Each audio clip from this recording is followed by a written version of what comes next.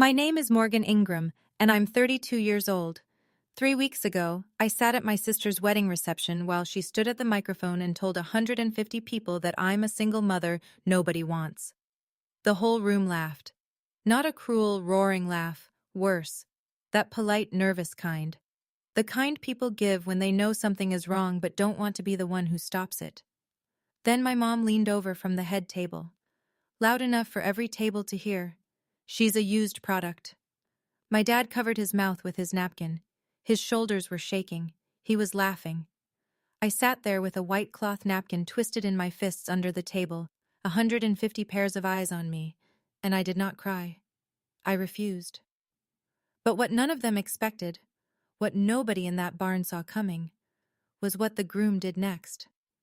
Before I take you back to that night, please take a moment to like and subscribe, but only if you truly connect with this story. Drop your location and local time in the comments. I'd love to know where you're listening from. Now, let me take you back 6 months, to the night my sister called and asked me to be her maid of honor. The call comes on a Tuesday in October.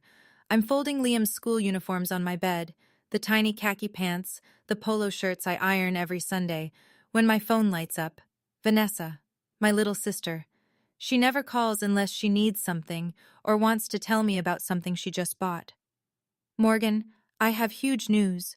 Her voice is honey-sweet, a pitch she reserves for asking favors. Derek proposed, and I want you to be my maid of honor. I almost dropped the phone, not because of the proposal, I knew that was coming, but because Vanessa hasn't asked me for anything personal in 4 years, not since my divorce. Since then, our relationship has been a series of comparisons delivered like small paper cuts. Her Instagram captions, "Blessed with my forever person." Her texts on my birthday, "Hope this year brings you better luck, sis," with a winking emoji that somehow felt like a slap. Every family dinner at mom and dad's, the script is the same. Mom sets the table, pours iced tea, and within 10 minutes, "Any men in your life yet, Morgan?"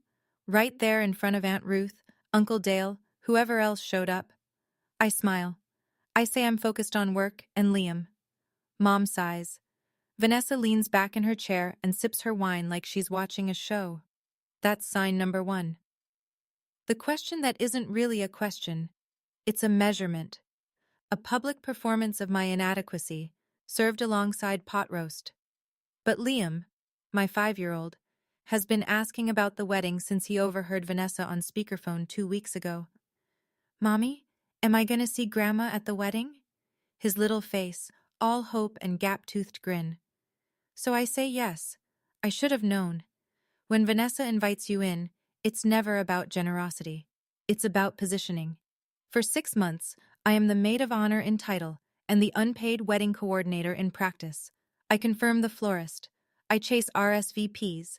I coordinate the bridesmaids' dress fittings, 4 of Vanessa's sorority friends who look through me like I'm part of the furniture. I spend 2 weekends driving to Atlanta for fabric samples. Vanessa changes her mind about 3 times. She never says thank you. Not once. Mom calls me every week. Not to ask about Liam's kindergarten play or the double shifts I'm pulling at the hospital. She calls to relay Vanessa's demands. "Vanessa wants ivory linens, not cream. Can you call the venue?" I call the venue.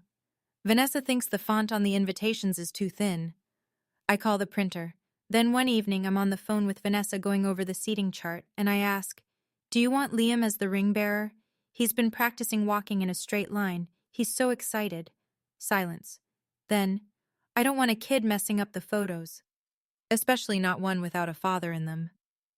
I hear Mom on speakerphone in the background. She says nothing. I sit on my bed after that call and stare at the wall for a long time.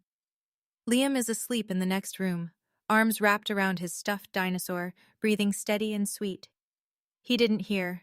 Thank God he didn't hear. I tell myself, it's her day.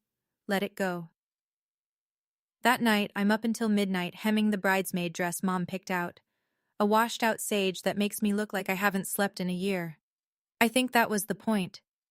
But the real reason Vanessa wanted me standing right next to her at that altar, I wouldn't understand until the reception, when she picked up the microphone. "You need to understand something about Ridgewood, Georgia. 8,000 people. one grocery store, two churches, and a Waffle House that serves as the town's unofficial news bureau. Everyone knows your business before you've finished living it. When my ex-husband left, packed a bag on a Thursday, moved in with a 24-year-old dental hygienist from Macon by Saturday, the entire town knew by Sunday service. I sat in our pew at First Baptist with Liam on my hip, and I could feel the whispers moving through the rows like wind through wheat. I'm a pediatric nurse practitioner at the county hospital. I take care of these people's kids. I treat ear infections at 2 a.m. and hold toddlers still for stitches while their parents cry harder than the child. My reputation matters, not for vanity, for survival. If the parents of Ridgewood don't trust me, I don't work.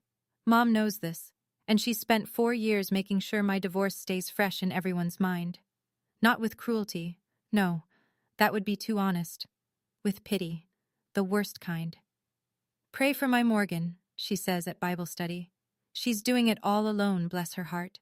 She says it at the salon, at the farmer's market, at the PTA bake sale where I donated 3 trays of brownies and she introduced me as my daughter, the single mom. So when I realize Mom invited my head nurse, Mrs. Henderson, to the wedding, because she goes to our church, Morgan, don't be dramatic. A cold feeling settles behind my ribs. 150 people, my colleagues, my neighbors, parents of children I've treated. If something happens at this wedding, it won't stay in the barn. It'll follow me into every exam room on Monday morning.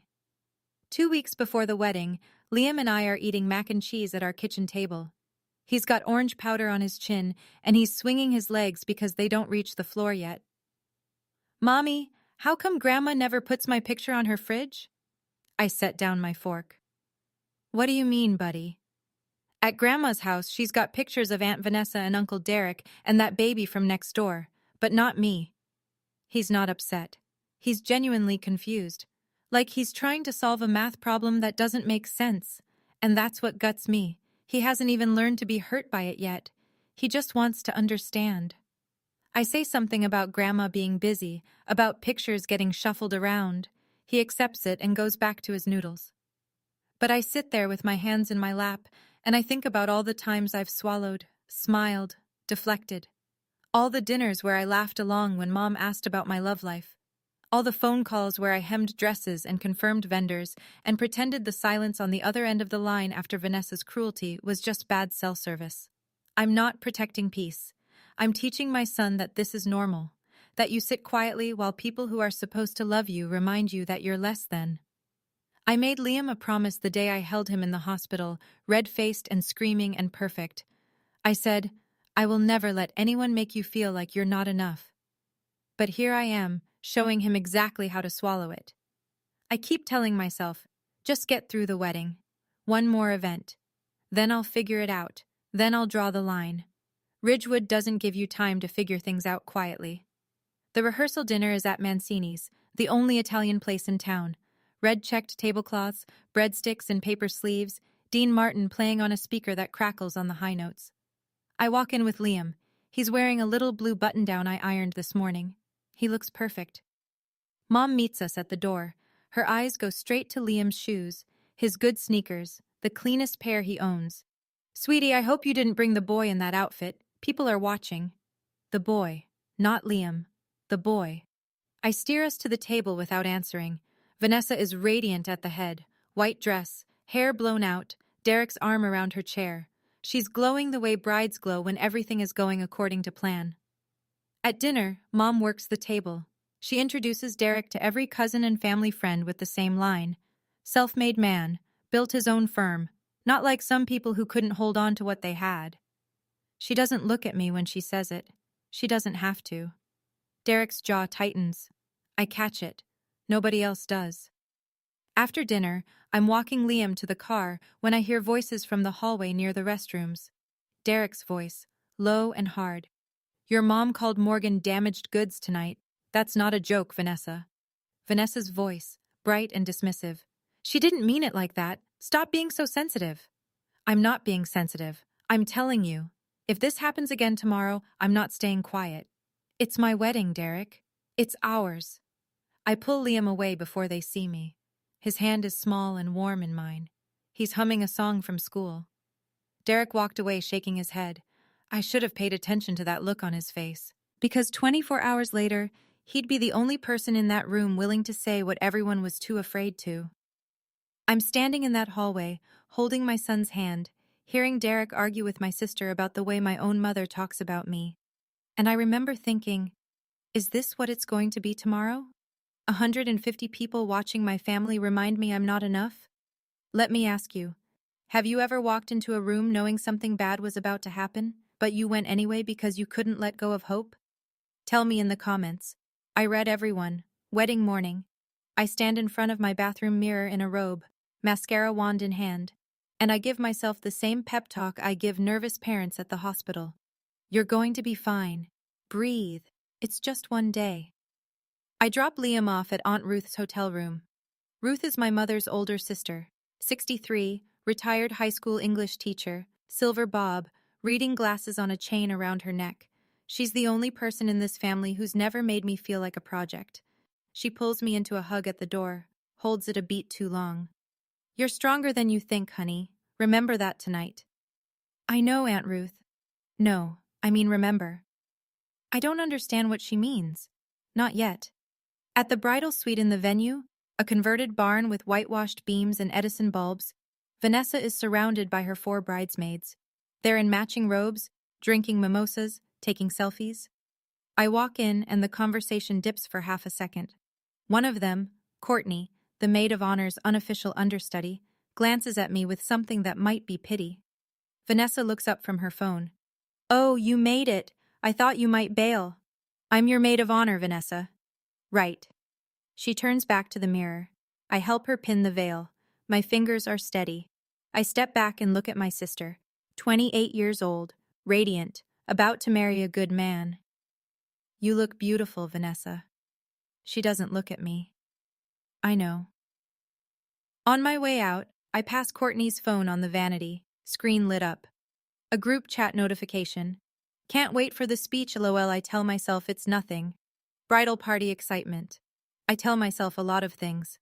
The ceremony is at First Baptist, the same church where I sat alone with Liam after the divorce, pretending not to hear the whispers. I stand beside Vanessa at the altar in that washed-out sage dress, bouquet in both hands, smile fixed in place. This is the job. Stand here. Look happy. Don't draw attention. From the front pew, Mom is dabbing her eyes with a handkerchief, the picture of maternal joy. Dad sits next to her in a suit that's a little too tight, hands clasped, looking at the floor the way he does when he's hoping nobody asks him a question. I find Liam in the 3rd row, perched on Aunt Ruth's lap. He waves at me, small, careful, like he's afraid of getting in trouble for it. I wave back. My chest tightens. The pastor reads the vows. Derek says, I do, with a voice that doesn't waver. Vanessa says it with a smile so perfect it could be in a magazine. But when Derek turns to walk back down the aisle, he catches my eye. Just for a second. And the look on his face isn't joy or relief or excitement. It's something quieter. Something that looks almost like an apology. I don't understand. We file out of the church into late afternoon sun. Guests throw birdseed. Someone's toddler shrieks with delight. Cars line up for the 10-minute drive to the barn venue. In the parking lot, I overhear 2 women from Mom's Bible study. Is that the older sister? The one who got divorced? Bless her heart, she showed up. That takes guts. Or something. They don't know I can hear them. Or maybe they do. I buckle Liam into his car seat and drive to the reception with both hands on the wheel, knuckles white, radio off. The barn is beautiful. I'll give Vanessa that. Fairy lights draped from the rafters. Long oak tables with wildflower centerpieces in mason jars. A DJ in the corner playing Etta James Lowe while guests find their seats. The whole place smells like cedar and expensive candles. 150 people. I scan the room.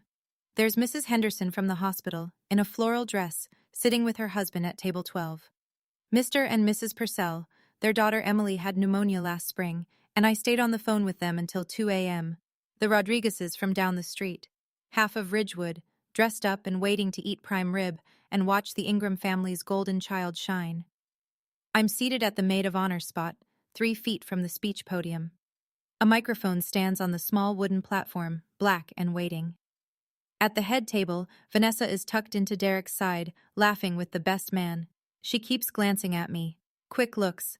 The kind a cat gives a mouse before it gets bored of playing. Derek is not laughing. He's tapping his fingers on the table. Index, middle, ring, index, middle, ring. A rhythm I've seen before. At the rehearsal dinner, right before the argument with Vanessa.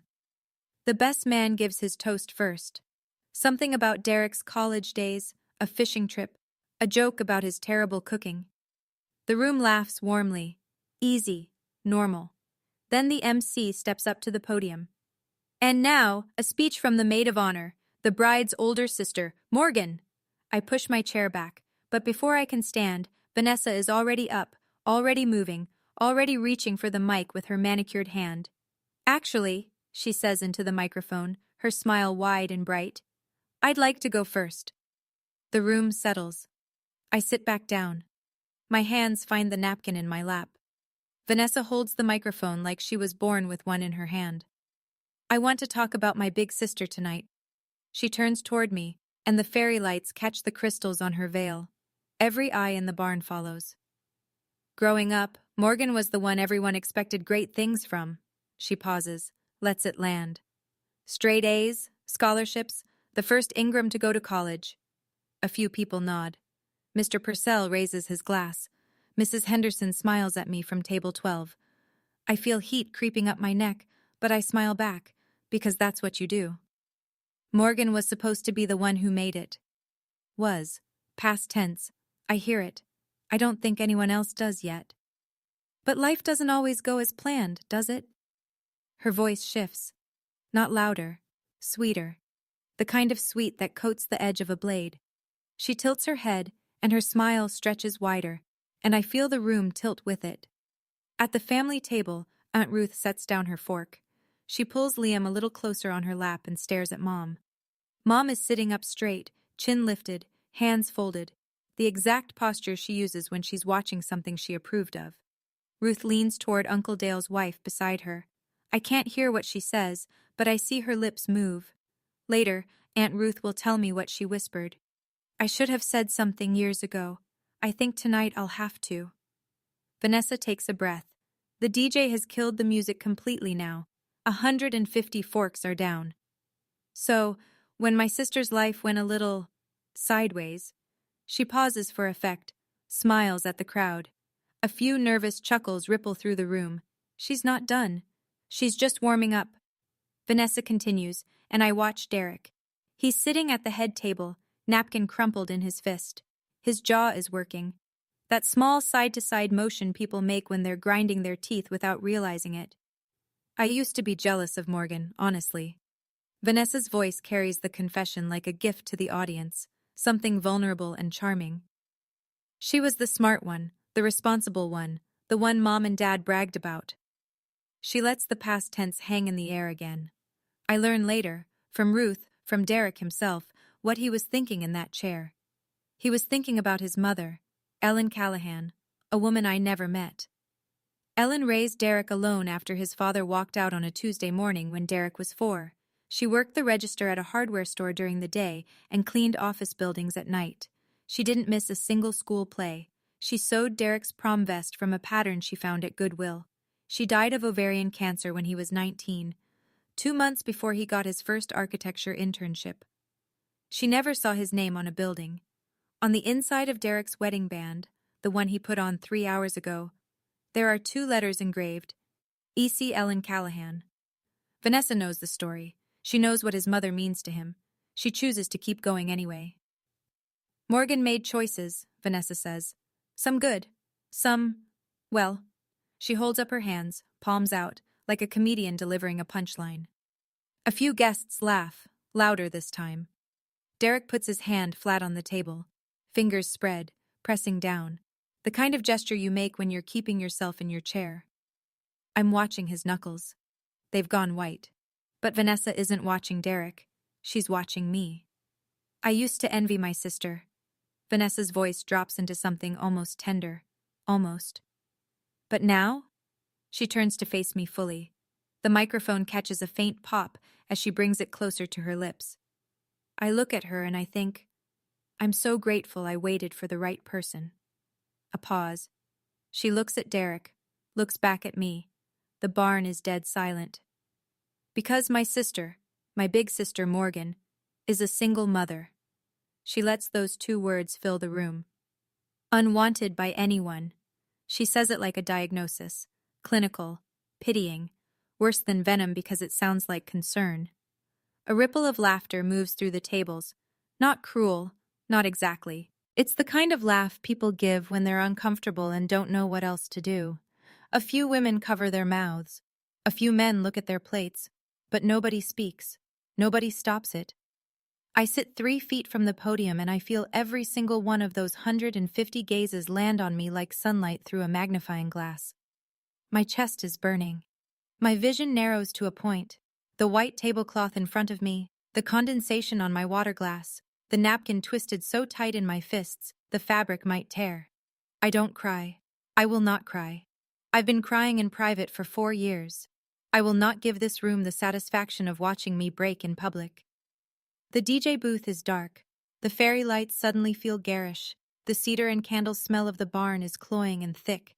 And then, from the head table, from the exact spot where my mother is sitting in her champagne-colored mother of the bride dress, comes the sentence that changes everything. Mom leans sideways toward the woman sitting next to her. Mrs. Patterson, her oldest friend from church. She doesn't whisper. She speaks at full table conversation volume, the way you talk when you want people to hear you but want to pretend you didn't mean to. Well, she is. She's a used product. No one's going to want that. The words hit the room like a stone dropped into still water. Rings spreading outward, table by table. I see heads turn. I see Mrs. Henderson's hand freeze halfway to her wine glass. I see Mr. Purcell's face go slack. Dad, my father, Gary Ingram, 59 years old, sitting right beside her, lifts his napkin to his mouth. His shoulders shake. Not a cough, not a sob. He's laughing. 46 seconds. That's how long I stare at my father while he avoids my eyes. I count them in my head because counting is something I do when I need to stay in my body instead of leaving it. 46 seconds of watching my father find his wife's cruelty funny. When he finally looks up, he turns away. Then from across the room, clear as a bell in the silence, "Auntie, why are they laughing at Mommy?" Liam. Standing on Aunt Ruth's lap, one hand on her shoulder, his little face turned toward the head table with absolute confusion. Not hurt? Not yet. Just bewildered. The honest, unfiltered bewilderment of a child who doesn't understand why adults are being mean to his mother. Ruth pulls him close. Her face is flushed. Not embarrassment. Fury. She stares at Mom across the barn with an expression I've never seen on her face in 32 years. My son's voice hangs in the air. And then I hear it. The sharp, unmistakable sound of a chair scraping against the wooden floor. It's not me. I haven't moved. Derek pushes back from the head table. He stands, 6'1", gray vest, white shirt rolled to the forearms. And for a moment, nobody understands what's happening. The best man half rises, confused. A groomsman reaches for Derek's arm. Derek shakes it off without looking. He walks around the table. Not fast, not slow. The deliberate stride of a man who has made a decision and is not interested in being talked out of it. Vanessa is still holding the microphone. "Babe, what are you—" Derek reaches her. He doesn't grab the mic. He extends his hand, palm up, the way you'd ask someone for a set of car keys. Patient, certain. Vanessa blinks, looks at his hand, looks at his face. Whatever she sees there makes her let go. The mic transfers between them without a sound. Derek steps up to the podium. He adjusts the stand. He looks out at the barn, at the fairy lights and the mason jars and the 150 people frozen in their seats like a photograph. "I need to say something." His voice is even, no tremor. "And I need everyone in this room to hear it." Mom's mouth twitches into a nervous smile. She thinks he's about to smooth things over. A joke, a toast, something to move the night along. Vanessa sinks into her chair at the head table. She's still smiling, but her eyes are darting. Left, right, left. The way a person's eyes move when they're calculating how bad this is about to get. Dad puts his napkin down. I sit in my chair, hands in my lap, heart slamming, and I have no idea what's coming. Nobody does. My mother, Derek says, was named Ellen Callahan. He's not looking at Vanessa. He's not looking at me. He's looking straight ahead, at a point above the back tables, the way someone looks when they're trying to hold themselves together. My father left when I was 4. She raised me alone. She worked 2 jobs. She never missed a school play. She sewed my prom vest from a pattern she found at Goodwill. He pauses. She died of cancer when I was 19. She never got to see me graduate.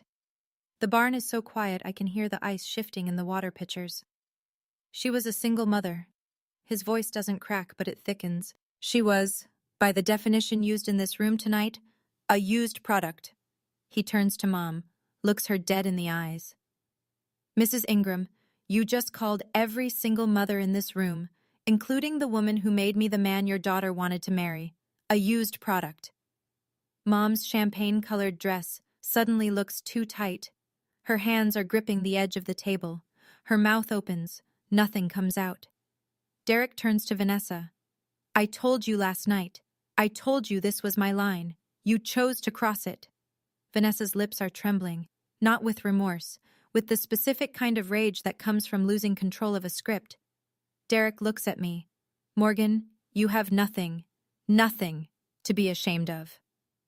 He sets the microphone down on the podium, doesn't drop it, doesn't slam it. Places it gently, the way you set down something that no longer belongs to you. Then he steps off the platform and walks back to his seat.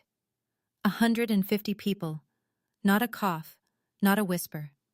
The ice melts in the glasses. Nobody drinks. 150 people, and you could hear the ice melting in the glasses.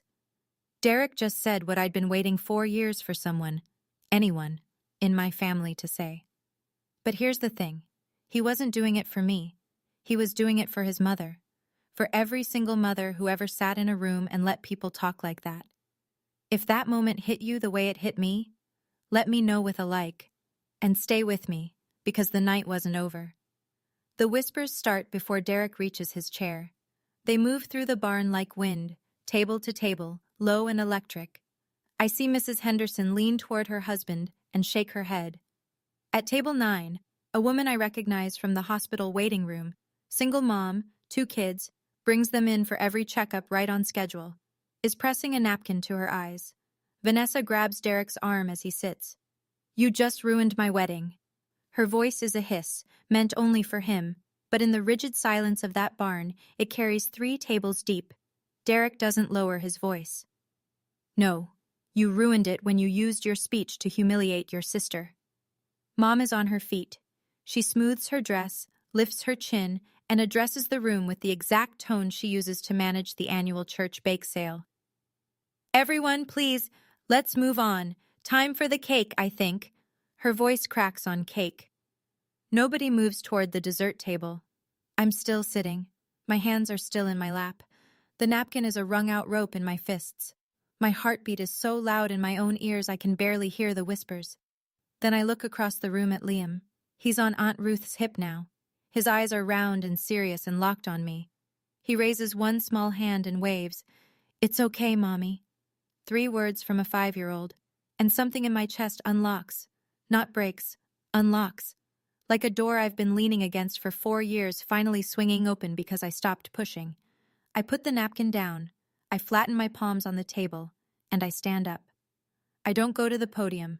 I don't pick up the microphone. I stand at my seat, shoulders straight, and I speak clearly enough for the barn to hear.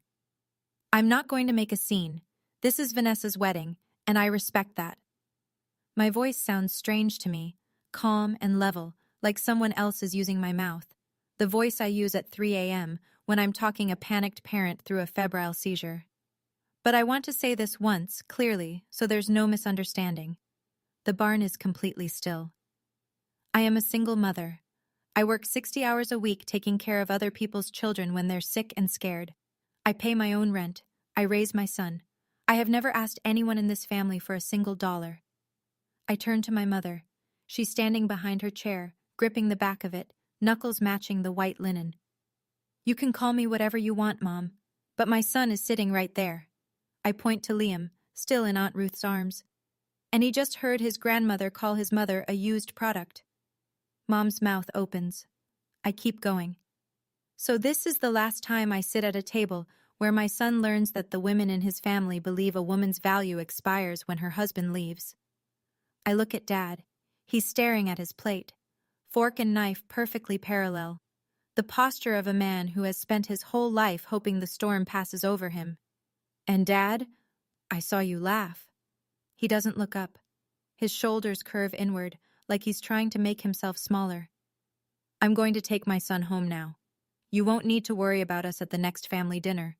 There won't be one. I'm walking toward Liam when Aunt Ruth stands up. She hands Liam gently to Uncle Dale's wife, straightens her cardigan, and speaks in the voice that kept 30 years of high school sophomores in line. Clear, measured, absolute. Diane, Mom freezes. Before you let your daughter walk out that door, maybe the people in this room should hear one more thing. Ruth, don't. Morgan's ex-husband didn't just leave. Ruth's voice fills the barn the way a teacher's voice fills a classroom. No microphone needed. He had an affair. And the woman he had an affair with, Diane introduced them, at her own dinner table because she thought Morgan's husband deserved someone more agreeable. The gasp isn't dramatic. It's worse. It's a collective intake of breath, 150 people understanding something at the exact same time. I hear a fork clatter onto a plate. Someone whispers, "Oh my God." Mrs. Henderson closes her eyes and shakes her head slowly. Mom's face goes through 3 colors in 5 seconds. Flush, white, gray. Her mouth works but nothing comes out. She can't deny it. Ruth was at that dinner. Ruth watched it happen. So before you call my niece a used product, Ruth says, each word landing like a gavel, maybe ask yourself who damaged the product in the first place. Ruth walks to Liam, lifts him from Dale's wife's lap, and carries him to me. She puts him in my arms, his warm, solid weight against my chest, his little hands gripping my sage dress. Go home, honey, Ruth says. She squeezes my arm. You've done enough. I hold my son. I look at the barn one last time. The fairy lights, the mason jars, my mother's stricken face, my sister's ruined mascara, my father's empty chair. He's already gone to the parking lot. I nod to Derek. I nod to Ruth. I walk out. Liam falls asleep in the car before I pull out of the gravel lot. His head tips sideways in his car seat, mouth open, breathing steady. He smells like cake frosting and grass. I drive home in silence. No radio, just the sound of tires on asphalt and the frogs in the ditches along Route 12. When I carry Liam inside and lay him in his bed, he doesn't stir. I pull the dinosaur blanket to his chin and stand there in the dark for a long time, still wearing the sage dress, still smelling like cedar and candle wax from the barn. My phone buzzes on the kitchen counter. 7 missed calls from Mom, 3 from Vanessa, 0 from Dad. I turn it off. For the first time in 4 years, my chest feels light. Not happy, light. Like someone cut the straps on a pack I've been carrying uphill. This is what I learn later, from Aunt Ruth. That night, in the bridal suite at the Ridgewood Motor Lodge, there is no honeymoon tenderness. Derek sits on the edge of the bed, still in his dress shirt, cuffs unbuttoned. I warned you. His voice is quiet, tired. I told you. If you used that speech to hurt Morgan, I wouldn't be silent. Vanessa is pacing. Mascara tracks on her cheeks. It was a joke. You humiliated me at my own wedding. Your mother introduced another woman to your sister's husband, and you used your wedding to mock Morgan for the result. He looks at her. That's not a joke, Vanessa. That's cruelty. So what are you saying? I'm saying we start counseling before we unpack a single box, or we're going to have a very short marriage. You can't be serious. I love you, but cruelty is not a family tradition I'm signing up for. Sunday morning. I sit at my kitchen table with coffee and my laptop, and I write an email. Not a text. Mom can twist a text in a phone call. Not a phone call. Mom can perform on the phone. An email. Written, documented, clear. To Diane Ingram, Gary Ingram, Vanessa Callahan. I am establishing a boundary. I will not be attending family events or accepting phone calls until each of you has acknowledged, in writing, what happened at the wedding and committed to treating me and Liam with basic respect. This is not negotiable. I love you. But I will not teach my son that love means accepting humiliation. Morgan. I read it 3 times. I press send. Then I block Mom's number. I block Vanessa's. I keep Dad's. One chance, I think. Just one. I call Aunt Ruth. She picks up on the first ring. I was waiting for this call. Thank you for last night, I say. For saying what you said. Ruth is quiet for a moment. I should have done it years ago, honey. Your mother has controlled this family with shame for far too long. I watched her do it to you, and I told myself it wasn't my place. That was cowardly. It wasn't cowardly. You were trying to keep the family together. And look where that got us. We're both quiet. Liam runs through the kitchen in his pajamas chasing the cat. Normal Sunday sounds. Monday. I call the hospital and ask for 3 personal days. Mrs. Henderson picks up the extension herself. She never does that. Morgan, take whatever you need.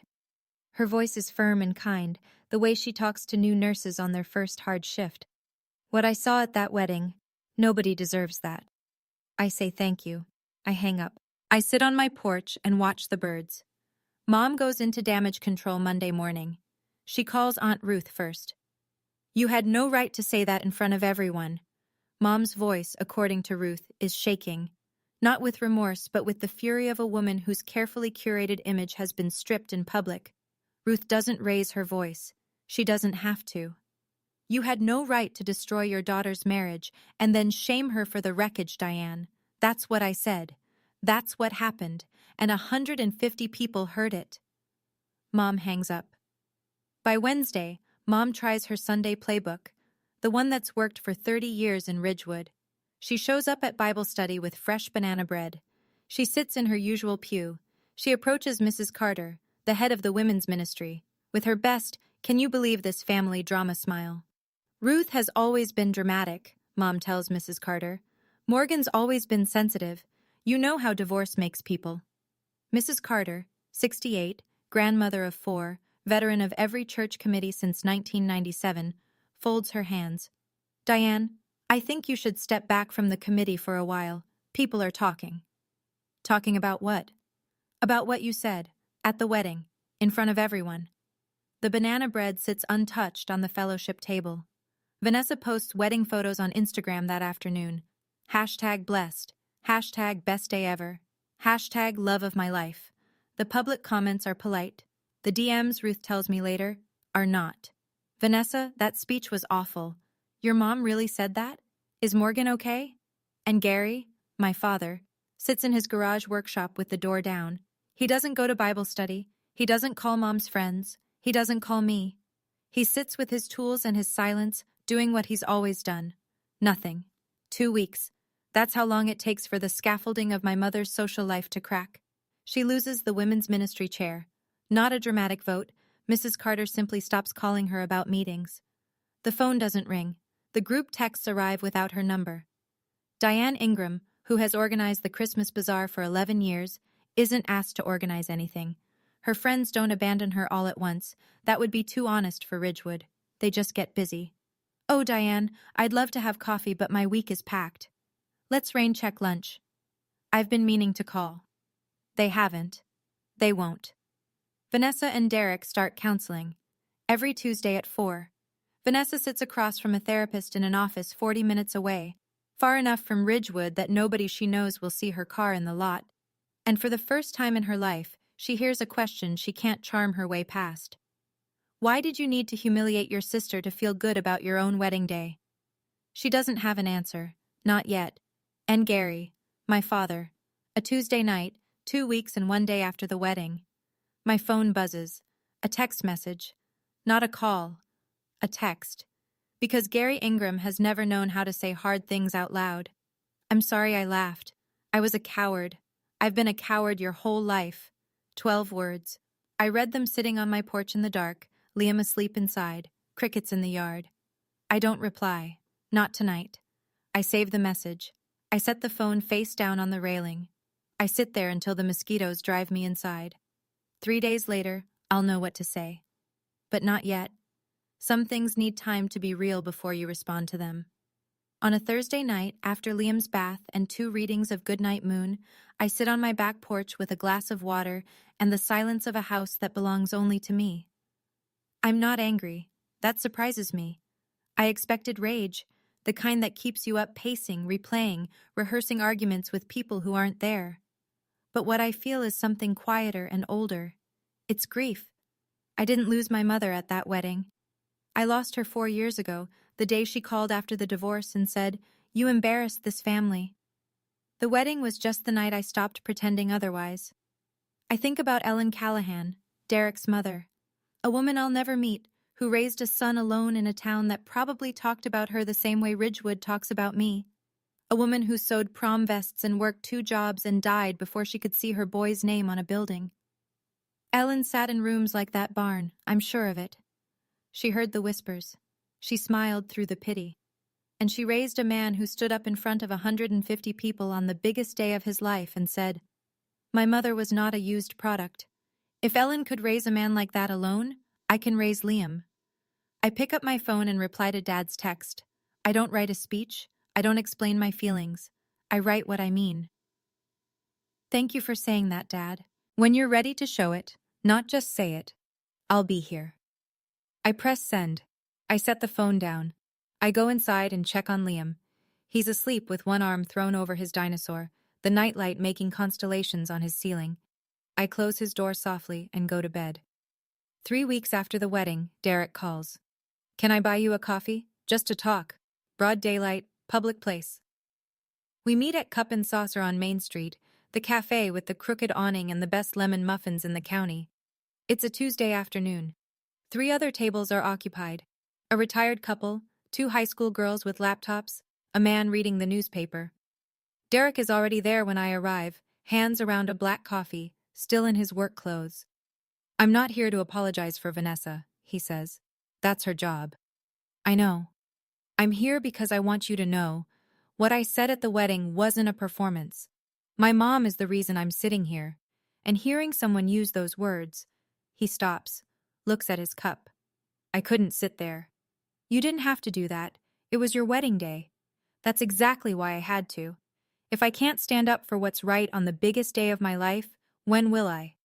I nod. We sit with that for a moment. "How's Vanessa?" "In therapy, angry, confused." He turns his cup in a slow circle. "But she's showing up. That's a start." "Is it enough?" "I don't know yet." He says it honestly, without drama, without performance. Just a man sitting with uncertainty and choosing not to pretend he has answers he doesn't. We finish our coffee. He asks about Liam. I tell him about kindergarten, about the science project with the bean plants, about Liam's new obsession with fire trucks. Normal things, small things, the kind of things people share when they respect each other. He picks up the check. I let him. I drive to Liam's school and I'm 7 minutes early for pickup. First time in months. 2 months later, my kitchen is quieter. Not lonely. Quieter. There's a difference. No more Sunday calls from Mom with vendor demands or passive-aggressive prayer requests. No more Tuesday texts from Vanessa comparing milestones. No more holiday dinners where I sit in the chair closest to the door, smiling until my face hurts. The silence used to terrify me. Now it sounds like my own breathing. Liam stops asking about Grandma. Not because he's forgotten, because our apartment is full enough without the question. He has me. He has Aunt Ruth, who drives over every Saturday morning with a Tupperware of peach cobbler and stays until lunch. One Saturday, while Ruth and I are drinking coffee on the porch and Liam is building a Lego tower on the living room floor, he looks up and says, "Grandma Ruth, can you help me?" Ruth sets down her mug. Her eyes fill. She's on the floor beside him in 3 seconds, snapping bricks together, pretending she's not crying. "He called me Grandma Ruth," she tells me later, drying her eyes with the back of her hand. "I've been waiting for that my whole life." At work, Mrs. Henderson calls me into her office on a Monday morning. I assume it's a scheduling issue. She closes the door. "We're promoting you to charge nurse, effective next month." I stare at her. What? "You've always been leadership material, Morgan. You just needed to stop letting other people's opinions hold you back." I drive home with the windows down and the radio playing something with a guitar. Liam is at Ruth's. The sun is hitting the hood of my car in that golden late afternoon way that makes even Ridgewood look beautiful. I'm not happy yet. I'm something better. I'm steady. Saturday afternoon. The town park. 2 swings, a slide, a sandbox that smells vaguely of cat. Liam is hanging upside down from the monkey bars, shirt riding up, ribs showing, laughing at the sky. He drops down, runs to me, sneakers slapping the rubber mat. Mommy, Tommy at school said I don't have a real family because I don't have a dad. I kneel, eye level. His face is serious. Not sad, not angry. Serious. The face of a 5-year-old working through a problem. What did you tell him? Liam thinks about it, pushes his hair out of his eyes. I told him my mom is a nurse and she takes care of sick kids all day, and then she comes home and takes care of me. And that's a real family. I pull him into a hug, press my face into his hair. He smells like sunscreen and playground dirt and the strawberry shampoo I buy in bulk from the drugstore. I don't cry. I smile into the top of his head where he can't see. He didn't learn that from a textbook. He didn't hear it on television. He learned it from watching me show up. Every morning, every bedtime, every 2 a.m. fever, every mac and cheese dinner at our kitchen table for 2. When I let go, he's already looking at the swings. Push me? Yeah, buddy, I'll push you. I stand and follow him across the playground. The afternoon light is warm. A woman walking her dog nods at me as she passes. Not the old Ridgewood nod, the one soaked in pity and gossip. Just a nod. Neighbor to neighbor. Equal. Behind us, the monkey bars cast long shadows across the rubber mat.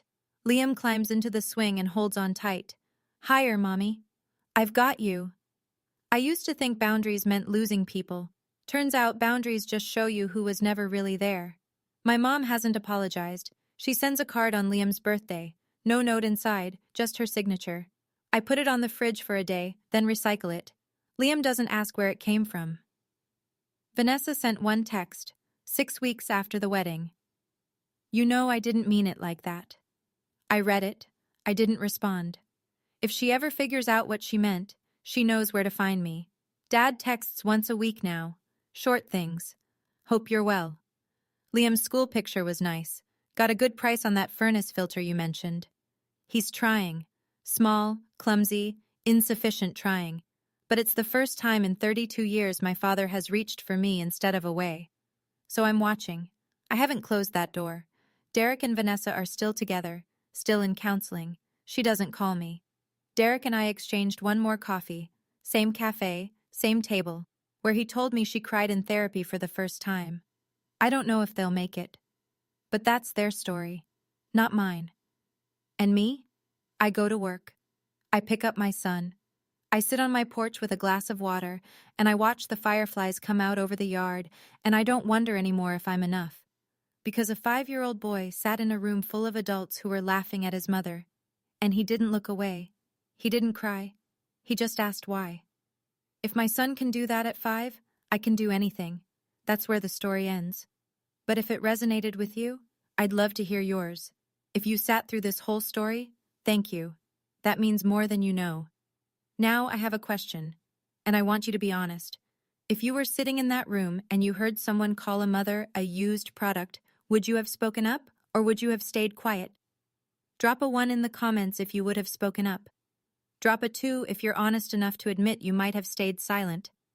There's no wrong answer. Both take courage, 1 in the moment, 1 in the mirror.